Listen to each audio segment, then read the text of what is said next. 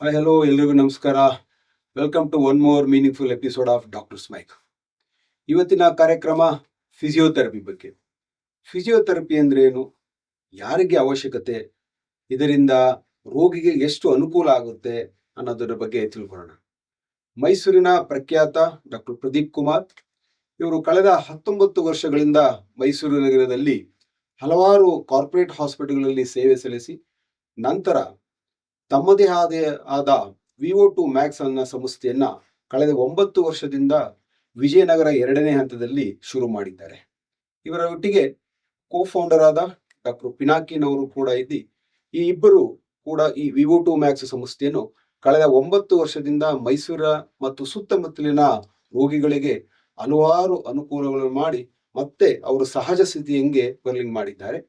ಅದಲ್ಲದೆ ಇವರ ಸಂಸ್ಥೆಯಲ್ಲಿ ಒಂದು 20 ಜನ ಫಿಸಿಯೋಥೆರಪಿಸ್ಟ್ಗಳಿದ್ದಾರೆ. ಇವರು ಬರೀ ಸಂಸ್ಥೆಗಳಲ್ಲದೆ ಆಸ್ಪತ್ರೆಗಳಲ್ಲದೆ ಹೋಮ್ ಸರ್ವಿಸ್ ಅನ್ನು ಕೂಡ ಕೊಡ್ತಾರೆ. ಅಂದ್ರೆ ಯಾವ ರೋಗಿಗೆ ಸ್ಟ್ರೋಕ್ ಆಗಿರುತ್ತೆ ಅವರು ಆಸ್ಪತ್ರೆಗೆ ಮತ್ತೆ ಇವರ ಫಿಸಿಯೋಥೆರಪಿ ಸಂಸ್ಥೆಗೆ ಬರ್ಲಿಕ್ಕಾಗಲ್ಲ ಅಂತ ರೋಗಿಗಳಿಗೆ ಮನೆಗಳಿಗೆ ಹೋಗಿ ಭೇಟಿ ನೀಡಿ ಅವರಿಗೆ ಮನೆಯಲ್ಲೇ ಫಿಸಿಯೋಥೆರಪಿಯನ್ನು ಕೊಟ್ಟು ಗುಣಮುಖ ಮಾಡಿರುತ್ತಾರೆ. ಇವರ ಬಗ್ಗೆ ಇನ್ನೂ ವಿಶೇಷವಾಗಿ ಹೇಳಬೇಕಾದ್ರೆ ಇವರು MPT ಅನ್ನು ಮುಗಿಸಿ ಅದರಲ್ಲಿ ಇವರು ಆರ್ಥೋಪೆಡಿಕ್ ಹಾಗೂ ಇವರ ಸ್ಪೋರ್ಟ್ಸ್ ರಿಹ್ಯಾಬ್ ಅಂತ ಹೇಳ್ಬೋದು. ಅಂದ್ರೆ ಈ ಕ್ರೀಡೆಗಳಲ್ಲಿ ಇಂಜುರಿಗಳಾದಂತ ಕ್ರೀಡಾಪಟುಗಳನ್ನ ತಯಾರಿ ಮಾಡಿದ್ದಾರೆ. ಅಂದ್ರೆ ಅದ್ರಲ್ಲಿ ಆಗುವಂತ ಒಂದು ಇಂಜುರಿಯನ್ನ ಇವರ ಫಿಸಿಯೋಥೆರಪಿ ಸಂಸ್ಥೆಗೆ ಬಂದು ಅಲ್ಲಿ ಅವರು ಗುಣಮುಖ ಮಾಡಿ ಮತ್ತೆ ಅವರು ಕ್ರೀಡೆಗೆ ವಾಪಸ್ ಹೋಗಿರ್ತಾರೆ. ಹೀಗೆ ಪ್ರದೀಪ್ ಅವರ ಬಗ್ಗೆ ಒಂದು ಸಣ್ಣ ಪರಿಚಯ. ಸರ್, ಕಾರ್ಯಕ್ರಮಕ್ಕೆ ಸ್ವಾಗತ. ನಮಸ್ತೆ sir, thank you so much doctor ಮೈಕ್ಗೆ ನಮ್ಗೆ ಗೆಸ್ಟ್ ಆಗಿ ಕರೆದಿರೋದು.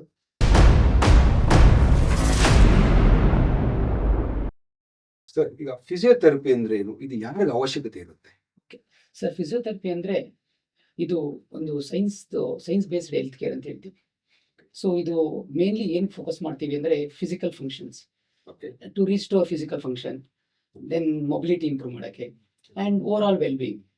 ಇದರಲ್ಲಿ ಫಿಸಿಯೋಥೆರಪಿ ಏನಾಗುತ್ತೆ ಅಂದ್ರೆ ವಿತೌಟ್ ಡ್ರಗ್ಸ್ ಇಲ್ಲದೆ ಮತ್ತೆ ನಾನ್ ಇನ್ವೇಸಿವ್ ಟ್ರೀಟ್ಮೆಂಟ್ ಅಂತ ಹೇಳ್ತೀವಿ. ಅಂದ್ರೆ ಸರ್ಜರಿ ಇಲ್ಲದೆ ಸೊ ಕೊಡುವಂತ ಚಿಕಿತ್ಸೆ ಅಂದ್ರೆ ಎಕ್ಸಸೈಸ್ ಬೇಸ್ಡ್. ಸೊ ನಿಮ್ಗೆ ವೇರಿಯಸ್ ಫಿಸಿಕಲ್ ಆಕ್ಟಿವಿಟೀಸ್ ಅಂತ ಹೇಳ್ತೀವಿ, ಫಿಸಿಕಲ್ ಟೆಕ್ನಿಕ್ಸ್. ಸೊ ಈ ತರ ಯೂಸ್ ಮಾಡಿ ಪೇಷಂಟ್ ನ ನಾರ್ಮಲ್ ಬಾಡಿ ಹೀಲ್ ಮಾಡಕ್ಕೆ ಯೂಸ್ ಮಾಡೋದನ್ನ ಫಿಸಿಯೋಥೆರಪಿ ಅಂತ ಹೇಳೋದು ನಾವು. ಈ ಫಿಸಿಯೋಥೆರಪಿನ ವ್ಯಾಯಾಮ ಅಂತಾನೂ ಕೂಡ ಹೇಳ್ತಾರೆ. ಅಂದ್ರೆ ಈಗ ಫಿಸಿಯೋಥೆರಪಿ ಅನ್ನೋದು ವ್ಯಾಯಾಮ ರೀತಿಯಿಂದ ಮಾಡಿಸುವಂತದ್ದು ಇಲ್ಲ, ಇದೇ ಬೇರೆ ವ್ಯಾಯಾಮನೇ ಬೇರೆ? ಇಲ್ಲ ಸರ್, ಇದೊಂದು ಕಾಮನ್ ಮಿತ್ ಆಗ್ಬಿಟ್ಟಿದೆ ಜನಕ್ಕೆ. ಫಿಸಿಯೋಥೆರಪಿ ಅಂದ್ರೆ ಬರೀ ಎಕ್ಸಸೈಸ್ ಅಂತ ಅನ್ಕೊಂಡಿದೆ. ಎಕ್ಸಸೈಸ್ ಒಂದು physiotherapy tool. So for the recovery of the patient. So ಇದರಲ್ಲಿ ತುಂಬಾ ತರ ಫಿಸಿಯೋಥೆರಪಿ ಎಕ್ಸಸೈಸ್ಗಳಿದೆ. ಎಕ್ಸಸೈಸ್ ಇದೆ, ಸೊ ಅದಾದ್ಮೇಲೆ ಟೆಕ್ನಿಕ್ಸ್ಗಳಿದೆ. ಲೈಕ್ ಎಕ್ಸಾಂಪಲ್ ಮ್ಯಾನ್ಯುಯಲ್ ಥೆರಪಿ ಆಗ್ಬೋದು, ಎಲೆಕ್ಟ್ರೋಥೆರಪಿ ಆಗ್ಬೋದು, ಎಕ್ಸಸೈಸ್ ಥೆರಪಿ ಆಗ್ಬೋದು, ಮತ್ತೆ ಎಜುಕೇಶನ್ ಅಂತ ಆಗ್ಬೋದು. ಈ ತರ ಡಿಫ್ರೆಂಟ್ ಟೆಕ್ನಿಕ್ಸ್ಗಳು ಯೂಸ್ ಮಾಡಿ ಮಾಡೋದ್ರಿಂದ ಪೇಷಂಟ್ ರಿಕವರಿ ಆಗುತ್ತೆ. ಸೊ ಇದು ಹಂಗಾಗಿ ಜನ ತುಂಬಾ ಫಿಸಿಯೋಥೆರಪಿ ಅಂದ್ರೆ ಬರೀ ಎಕ್ಸಸೈಸ್ ಅಂತ ಅನ್ಕೊಂಡಿದ್ದಾರೆ. ಆಕ್ಚುಲಿ ಫಿಸಿಯೋಥೆರಪಿ ಅಂದ್ರೆ ಒಂದು ಟೂಲ್ ಆಫ್ ರಿಕವರಿಗೆ. ಬಟ್ ಅದಕ್ಕೆ ಎಕ್ಸಸೈಸ್ ಹೋಗಕ್ ಮುಂಚೆ, ಈಗ ಮಸಲ್ ಪೇಷಂಟ್ ಬಂದು ನಮಗೆ ನೆಕ್ ಪೇನ್ ಆಗಿದೆ, ನಕ್ ಹಿಡ್ಕೋಬೇಕು, ತಿರ್ಗಕ್ ಆಗ್ತಿಲ್ಲ ಅಂತ ತಕ್ಷಣ ಅವ್ರಿಗೆ ಎಕ್ಸಸೈಸ್ ಮಾಡ್ಸಕ್ಕಾಗಲ್ಲ.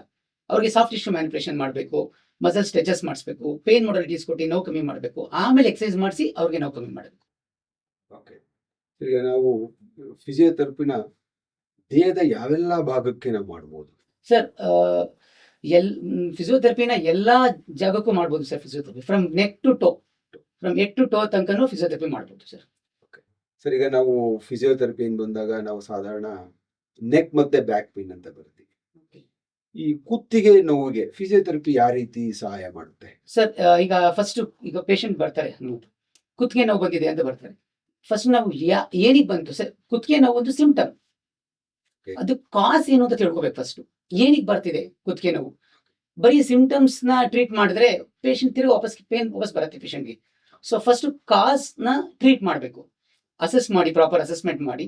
ನೆಕ್ ಪೇನ್ ಹೇಗೆ ಬಂದಿದೆ, ನಿಮ್ಗೆ ಏನ್ ಕೆಲಸ ಮಾಡ್ತಿದ್ದೀರಾ, ಯಾವ ತರ ಸ್ಲೀಪಿಂಗ್ ಹ್ಯಾಬಿಟ್ಸ್ ಇದೆ, ನಿಮ್ ಫಿಸಿಕಲ್ ಆಕ್ಟಿವಿಟಿ ಹೇಗಿದೆ, ಇದೆಲ್ಲ ತಿಳ್ಕೊಂಡು ನೆಕ್ ಪೇನ್ ನ ಏನಿಗೆ ಬಂದಿದೆ ಅಂತ ತಿಳಿದಾದ್ಮೇಲೆ ಅದಕ್ಕೆ ಏನ್ ಟ್ರೀಟ್ಮೆಂಟ್ ಕೊಡಬೇಕು ಅನ್ನೋದು ಫಿಸಿಯೋಥೆರಪಿ ಇರುತ್ತೆ ಅಸೆಸ್ಮೆಂಟ್ ಆದ್ಮೇಲೆ. ಸೊ ನಾವು ಒಂದು ಪ್ರೋಟೋಕಾಲ್ ಮಾಡ್ಕೋತೀವಿ. ಸೊ ಆ ಪ್ರೋಟೋಕಾಲ್ ಪ್ರಕಾರ ಫಿಸಿಯೋಥೆರಪಿ ಟ್ರೀಟ್ಮೆಂಟ್ ಸ್ಟಾರ್ಟ್ ಮಾಡ್ತೀವಿ ಸರ್ ಪೇಷಂಟ್ಗೆ.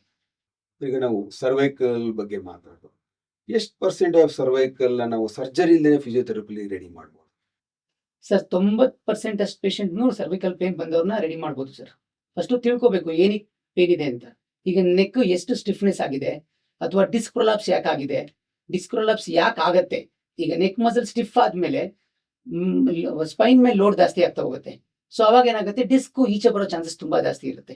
ಸೊ ಅದಕ್ಕೆ ಮುಂಚೆನೆ ನೆಕ್ ಮಸಲ್ ಸ್ಟಿಫ್ ಆಗಿರೋದು ಅಥವಾ ವೀಕ್ ಆಗಿರೋದನ್ನ ಪೂರ್ ಪೋಸ್ಚರ್ ಆಗಲಿ ಅಥವಾ ಇಂಬ್ಯಾಲೆನ್ಸ್ ಆಗಿದ್ರೆ ನೆಕ್ ಅಲ್ಲಿ ಮಸಲ್ಸ್ ಅಲ್ಲಿ ಅದನ್ನ ಫಸ್ಟ್ ಕರೆಕ್ಟ್ ಮಾಡಿ ಆಮೇಲೆ ಎಕ್ಸರ್ಸೈಸ್ ಮಾಡಿಸಿ ಸ್ಟ್ರೆಂತ್ ಮಾಡಿದ್ರೆ most of the patients surgery ಅವಶ್ಯಕತೆ ಇರಲ್ಲ ಸರ್. ಓಕೆ, ಈ ಸರ್ವೈಕಲ್ ಪೈನು ಯಾರೆಲ್ಲ ಕೆಲಸ ಮಾಡೋರ್ಗೆ ಬರುತ್ತೆ? ಸರ್ ಮೇಜರ್ ಆಗಿ ಇದು IT ಕಂಪ್ನಿಯವರು, ಎಸ್ಪೆಷಲಿ ಯಾರು ಸೆಡೆಟರಿ ಲೈಫ್ ಅಂದ್ರೆ ಕೂತ್ಕೊಂಡು ತುಂಬಾ ಹೊತ್ತು ಕೆಲಸ ಮಾಡ್ತಾರೆ. ಸೊ ನೆಕ್ ಮಸಲ್ಸ್ ನೆಕ್ ಅಥವಾ ಬ್ಯಾಕ್ ಮಸಲ್ ನ ಕಂಟಿನ್ಯೂಸ್ ಆಗಿ ಕೂತ್ಕೊಂಡು ಒಂದೇ ಪೋಸ್ಟರ್ ಕೂತಿರ್ತಾರೆ. ಸೊ ರೆಗ್ಯುಲರ್ ಆಗಿ ಮಾನಿಟರ್ ನೋಡ್ತಾ ಇರ್ತಾರೆ. ಸೊ ಏನಾಗುತ್ತೆ, ಸ್ಕೌಚ್ ಪೊಸಿಷನ್ ಕೂತ್ಕೊಂಡ್ಬಿಡ್ತಾರೆ. ಸ್ಕೌಚ್ ಪೊಸಿಷನ್ ಕೂತ್ಕೊಂಡು ಮಾಡ್ತಾ ಇರ್ತಾರೆ. ಸೊ ಏನಾಗುತ್ತೆ, ನಮ್ಗೆ ಬಾಡಿ ಮೇಲೆ ಲೋಡ್ ಜಾಸ್ತಿ ಹೋಗ್ತಾ ಇರುತ್ತೆ, ಅಂದ್ರೆ ಸ್ಪೈನ್ ಮೇಲೆ ಲೋಡ್ ಜಾಸ್ತಿ ಆಗ್ತಾ ಇರುತ್ತೆ. ಯಾವಾಗ ಸ್ಪೈನ್ ಮೇಲೆ ಲೋಡ್ ಜಾಸ್ತಿ ಆಗ್ತಾ ಇರುತ್ತೋ ಸೊ ಮಸಲ್ಸ್ ಎಲ್ಲ ಇಂಬ್ಯಾಲೆನ್ಸ್ ಆಗಕ್ಕೆ ಶುರು ಆಗುತ್ತೆ. ಸೊ ಅವಾಗ ಏನಾಗುತ್ತೆ, ನಮ್ಗೆ ನೆಕ್ ಪೇನ್ ಜಾಸ್ತಿ ಆಗುತ್ತೆ. ಯೂಶ್ಲಿ IT ಕಂಪನಿಯವರು ತುಂಬಾ ಹೊತ್ತು ಕೂತ್ಕೊಂಡು ಮಾನಿಟರ್ ಮುಂದೆ ಕೂತ್ಕೊಂಡಿರ್ತಾರೆ, ಮತ್ತೆ ಮೊಬೈಲ್ ಯೂಸೇಜು. ಸೊ ಇಂಥವ್ರಿಗೆ ನೆಕ್ ಪೇನ್ ತುಂಬಾ ಜಾಸ್ತಿ ಇರುತ್ತೆ. ನೀವ್ ಹೇಳೋದೇನಂದ್ರೆ ಈ IT ಸೆಕ್ಟರ್ ಕೆಲಸ ಮಾಡೋರ್ಗೆ, ಈ ಲ್ಯಾಬ್ ಅಲ್ಲಿ ಕೆಲಸ ಮಾಡೋರಿಗೆ ಈ ಫಾರ್ವರ್ಡ್ ನೆಕ್ ಪೋಸ್ಚರ್ಸ್, ಓಕೆ, ಕತ್ತಿನ ತುಂಬಾ ಬುಕ್ಸಿ ಕೆಲಸ ಮಾಡ್ತಾರೆ ನೋಡಿ. ಸೊ ಅಂತವ್ರಿಗೆ ಒಂದೇ ಪೊಸಿಷನ್ ಇದ್ದು ತುಂಬಾ ಹೊತ್ತು ಇರ್ತಾರಲ್ಲ ಅಂತವ್ರಿಗೆ ಸರ್. ಅಂದ್ರೆ ತುಂಬಾ ಸಮಯ, ಒಂದು ಹಲವಾರು ಗಂಟೆಗಳ 8 ರಿಂದ 12 ಗಂಟೆ ನೀವು ಒಂದೇ ಕಡೆ ಕೂತ್ಕೊಂಡು ಕೆಲಸ ಮಾಡ್ತಾರೆ. ಸೊ ಅಂತವ್ರಿಗೆ ಇದು ಕಾಮನ್ ಸರ್. Okay. ನಂತರ ಸರ್ವೈಕಲ್ ಮೇಲೆ ಬ್ಯಾಕ್ ಪೇನ್ ಅಂತ ಬರುತ್ತೆ. ಈ ಹೌದು. ಬ್ಯಾಕ್ ಪೇನ್ ಅಲ್ಲಿ ನಾವು ಡಿಸ್ಕ್ ಮತ್ತೆ ಮಧ್ಯದಲ್ಲಿ ಈ ಬ್ಯಾಕ್ ಪೇನ್ ಅನ್ನೋದು ಬಹುಶಃ ನೀವು ನೋಡಿದಂಗೆ ಇವತ್ತು 100 ಜನ ತಗೊಂಡ್ರೆ 80 ರಿಂದ 70 ಜನದವರೆಗೂ ಬ್ಯಾಕ್ ಪೇನ್ ಅಂತ ಬರುತ್ತೆ. ಇದಕ್ಕೆ ಕಾರಣ ಏನು? ಇದಕ್ಕೆ ನಿಮ್ಮ ಫಿಸಿಯೋಥೆರಪಿಯಿಂದ ಯಾವ್ದಾದ್ರು ವ್ಯಾಯಾಮಗಳು ಇದೆಯಾ ಪ್ರತಿದಿನ ಮಾಡುವಂಥದ್ದು? ಖಂಡಿತ ಇದೆ. ಸೊ ಫಸ್ಟ್ ಬ್ಯಾಕ್ ಪೇನ್ ಏನಕ್ಕೆ ಬಂದಿದೆ? ಸೊ ಎಲ್ಲ ಅಷ್ಟೇ ಸರ್, ನಮ್ಮ ಲೈಫ್ ಸ್ಟೈಲ್ ಮೇಲೆ ಡಿಪೆಂಡ್ ಆಗಿದೆ. ಸೊ ಎಷ್ಟೋ ಜನ ಸೆಡೆಟರಿ ವರ್ಕ್ ಕೂತ್ಕೊಂಡು ಒಂದೇ ಕಡೆ ಕೂತ್ಕೊಂಡು ಕೆಲಸ ಮಾಡ್ತಾರೆ. ಮತ್ತೆ ಯಾವತ್ತು ಫಿಸಿಕಲ್ ಆಕ್ಟಿವಿಟಿನೇ ಮಾಡಲ್ಲ, ಅಂದ್ರೆ ಫಿಸಿಕಲ್ ಆಕ್ಟಿವಿಟಿ ನೆಗ್ಲಿಜೆನ್ಸಿ. ಯಾವತ್ತು ಸ್ಟ್ರೆಚಸ್ ಮಾಡಲ್ಲ, ಮೊಬಿಲಿಟಿ ಮಾಡಲ್ಲ, ಸ್ಟ್ರೆಂತ್ ಟ್ರೈನಿಂಗ್ ಮಾಡಿರಲ್ಲ, ತುಂಬಾ ಹೊತ್ತು ಕೂತ್ಕೊಂಡು ಕೆಲಸ ಮಾಡ್ತಿರ್ತಾರೆ. ನಮ್ ಕೋರ್ ತುಂಬಾ ಇಂಪಾರ್ಟೆಂಟ್ ಸರ್ ಬಾಡಿಲಿ. ಸೊ ಕೋರ್ ಚೆನ್ನಾಗಿದ್ರೆ, ಕೋರು ಮತ್ತೆ ಗ್ಲೂಟ್ಸ್ ಗಟ್ಟಿಗಿದ್ರೆ ಸ್ಪೈನ್ ತುಂಬಾ ಸ್ಟ್ರಾಂಗ್ ಆಗಿರುತ್ತೆ. ಸೊ ಅವಾಗ ಬ್ಯಾಕ್ ಪೇನ್ ಬರೋದು ಕಮ್ಮಿ. ಈಗ ನಾವು ಈ ಕುತ್ತಿಗೆ ನೋವಿಂದ ಡಿಸ್ಕ್ ಸಮಸ್ಯೆ ಬರುತ್ತಾ? ಕುತ್ತಿಗೆ ನೋವಿಂದ ಡಿಸ್ಕ್ ಸಮಸ್ಯೆ ಖಂಡಿತ ಬರುತ್ತೆ. ಇಫ್ ನೆಗ್ಲೆಕ್ಟ್ ಮಾಡ್ತಾ ಹೋದ್ರೆ, ಓಕೆ, ಸ್ವಲ್ಪ ಇದ್ದಾಗಲೇ ತೋರಿಸ್ಕೊಂಡು ರೆಡಿ ಮಾಡ್ಕೊಂಡ್ರೆ ಸ್ಪೈನ್ ಮೇಲೆ ಏನಷ್ಟು ಲೋಡ್ ಆಗಲ್ಲ ಸರ್, ಡಿಸ್ಕ್ ಏನು ತೊಂದರೆ ಆಗಲ್ಲ. ತುಂಬಾ ಟೈಮು ಅದೇ ತರ ಮಾಡ್ತಾನೆ ಇದ್ರೆ, ಅಂದ್ರೆ ನೆಗ್ಲಿಜೆನ್ಸಿ ಮಾಡ್ಕೊಂಡು ಟ್ರೀಟ್ಮೆಂಟ್ ತಗೊಳ್ದೆ ಅದೇ ಪೋಸ್ಟ್ ಅಲ್ಲಿ ತುಂಬಾ ಹೊತ್ತಿದ್ರೆ ಖಂಡಿತ ಸ್ಪೈನ್ ಡಿಸ್ಕ್ ಪ್ರಾಬ್ಲಮ್ ಇರುತ್ತೆ.